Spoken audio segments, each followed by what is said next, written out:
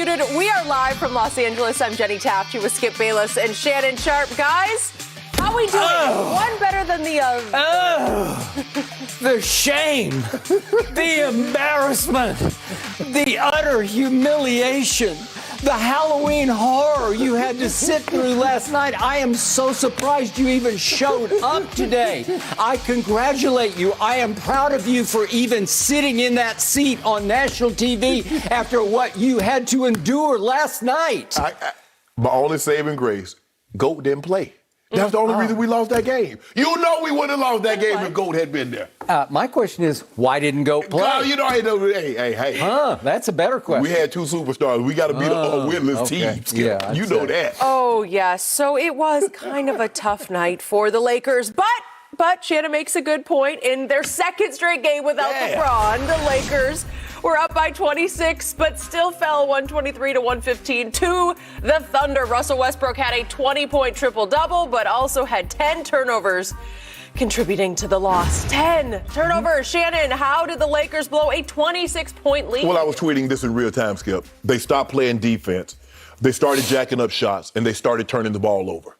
And that is a recipe for a loss. You know, Skip, they say a man's flaws are interwoven into the traits that make him great. If you look at Russell Westbrook and we look at the traits that make him great, I can tell you every last one of his flaws. You see, what happened was, Skip, is that all of a sudden, you know, things are going well. They're running the offense. Yep. They're going through AD. They're getting wide open looks. Everybody's playing. And then all of a sudden, man, you know what? Held a team to 19 points in the first quarter. They're like, man, we good. And then they give up 37 in the second quarter. And then they come out in the third quarter and say, you know what? I know we can do worse than that. I know we can give up more than 37 in a quarter. And what they do? They give up 41. So in the span of the second and third quarters, they give up 78 total points. They did. Really? Again, got out-rebounded. How does a team with Anthony Davis, with DeAndre Jordan, with Dwight Howard get out-rebounded by a team? They can't have anybody over 6'10". And they got out-rebounded. It's only two, but it's the mere fact that you're getting out-rebounded by much smaller teams. Skip, look, Russ is who he is. This is what you mean. They keep saying, we need Russ to be Russ. You will never win with Russ being Russ. There's a reason why he has not won since Kevin Durant. And Kevin Durant said, you know what? I'm loading my truck up and I'm not moving to the Bay. Thank you. So stop this. Stop saying we need Russ to be Russ, because you saw Russ being Russ last night and you saw what he got you, a quadruple double, but in the worst way. In the worst way. 10 turnovers? 10 more turnovers. And here's the thing. Had LeBron been there, I don't believe they lose this game, because LeBron takes the ball out of his hands. Because Russ is stubborn. He doesn't understand. I don't like his basketball IQ. He sees the momentum changing, and what does he do? He'll come jack up a three. He sees the momentum changing. He'll still go 1-on-4. He sees the momentum changing. He's trying to throw a lob from half court. Bruh, can you understand that the momentum is changing? They're gaining momentum. You do not need to attempt these ill-advised shots. But he can't help himself. This is who he is. At some point in time, Skip, we are what we repeatedly do. That is what correct. has he repeatedly done over the last 8 years?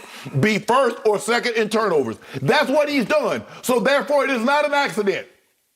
It is not a singular act. It is a habit. That's who he is. Thank you. So until what I have been saying for years and years. Go ahead. Until LeBron realizes that you're not going to win, you're not going to go nearly as far as you want to be. If he's your primary decision maker, because he makes the worst decision. Correct. Now, everybody was on. Thank you. Just yesterday, they were blowing up. I told you, look at Russ. When LeBron get back, I'm saying he can't play like this with LeBron. And what did he do? He jacks up to it. Skip, he's an inefficient, ball-dominant, high turnover player. Thank you. Let me repeat. Inefficient, ball-dominant, high turnover. And when you say, well, Shannon, inefficient, he scored 20 points. Yeah, but it took him 20 shots. Oh, he had 14 turnovers. Assists. He had 10 turnovers. There is the inefficiency. There is the ball domination. Hey, but they believe they can do it. They believe they can do it. I have yet to. I am unconvinced. Likewise, but I dug in on this before the season started. This is who he is and who he has always been. And what hit home the hardest to me was I kept my TV on for the Laker postgame on our local here in LA Sports Spectrum, featuring the great James Worthy. And he was racking his brain and finally concluded that it was the ugliest loss in Lakers history, given the fact, obviously, this Laker team is the consensus pick to win the West. Right. And given the fact that going into last night, everybody would have ranked the Oklahoma City Thunder, the seriously baby Thunder, as the worst team in all. They were winless, but they're the worst team in pro basketball because they are starting at shooting guard.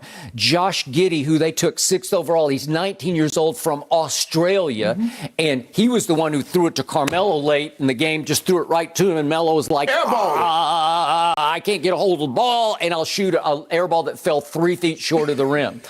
And they've started Darius Baisley, who's 21 years old, and Shai Gilgeous, who's a pretty good player and has proven to be pretty good, but he's 23, and Dort's 22, and Isaiah Roby came off the bench and did pretty well last night, and he's 23.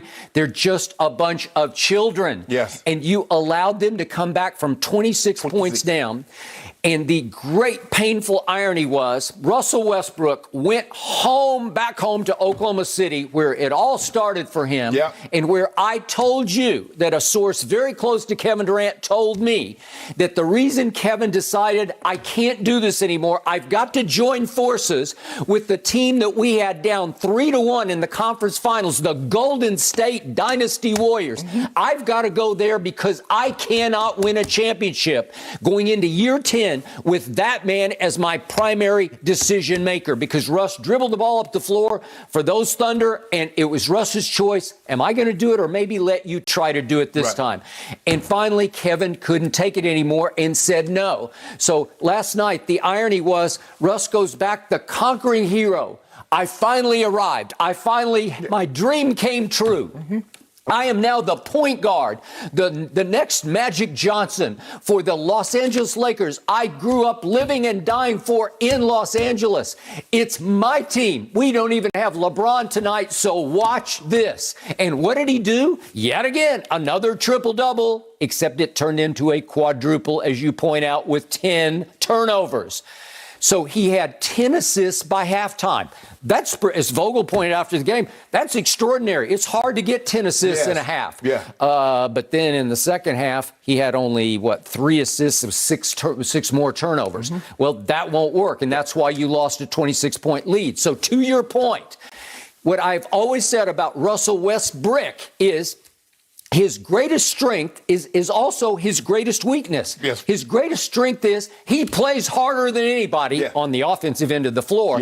And his greatest weakness is he plays so hard he plays completely out of control. I agree. And he has, over the last 5 years, gotten a triple-double pass for all the poor passes, the awful passes he throws, because he's averaging triple-doubles. And he's almost doing it again for your Lakers. He's now up to 18 points a game, 9 rebounds, and 9 assists. It's almost he's doing it again. For the last 5 years, he has averaged inconceivably a triple-double. And where has it gotten his teams that he played for? Nowhere. Because it's a solo act, stat machine. You can't take your eyes off it, but you can't trust it if you're talking about winning, right?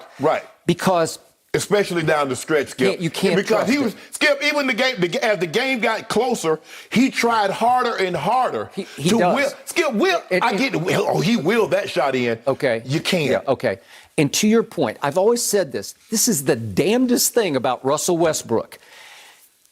He's a point guard who has a lousy feel for the game of basketball. But he is a cinch, slam dunk, first ballot Hall of Famer. A point guard who doesn't have much feel for the game is going to be a slam dunk first ballot? How do you explain it? It's because he plays so hard.